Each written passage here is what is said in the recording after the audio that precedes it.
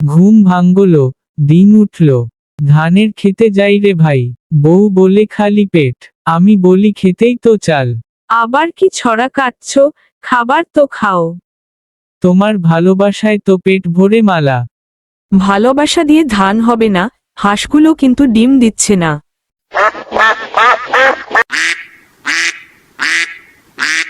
কাল রাতে হাঁসগুলো ব্যস্ত ছিল গানের আসরে।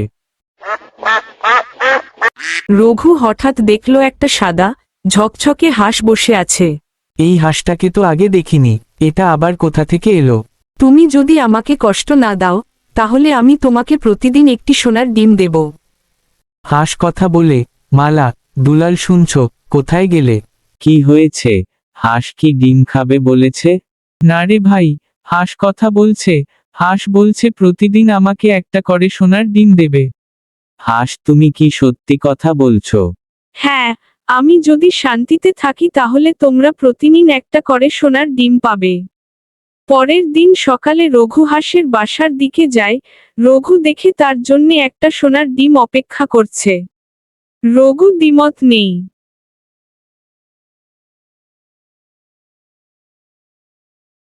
ডিমটা লুকিয়ে রাখি, মালা যেন দেখতে না পারে।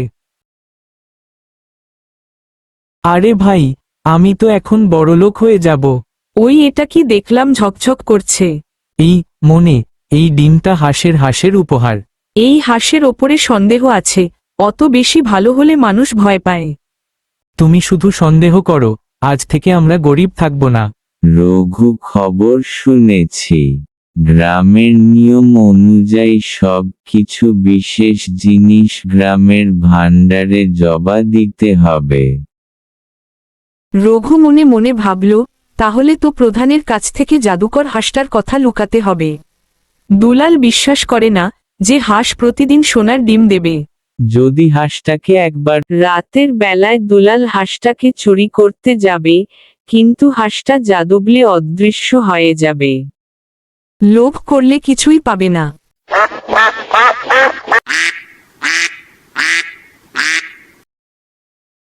ক্ষমা করো হে জাদুকর হাঁস, আমি তোমার যত্ন করব, বিশ্বাস করো। তোমার মন যদি নির্মল থাকে তবে আমি তোমার পাশে থাকব। রঘুর উন্নতি হয়, তবে সে গরিবদের ও সাহায্য করে। মালা হাসে বন্ধু হয়ে যায়। গ্রাম প্রধান ও দুলাল ক্ষমা চায়। আমি ভুল বুঝেছিলাম, এই হাঁস এই গ্রামেই থাকবে। আমার ভুল হয়ে গেছে, আমাকে ক্ষমা করো। সত্যি তুমি অনুতপ্ত হও, তাহলে আমি রাগ রাখিনি।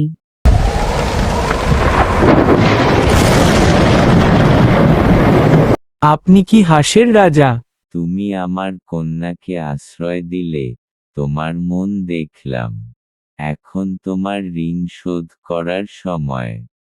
আমি এসেছিলাম মানুষের বিশ্বাস পরীক্ষা করতে। এই পরীক্ষায় রঘু পাশ করেছে। রঘু, এই গ্রাম এখন স্বর্ণ গ্রাম। এই গ্রামে কখনো অভাব থাকবে না।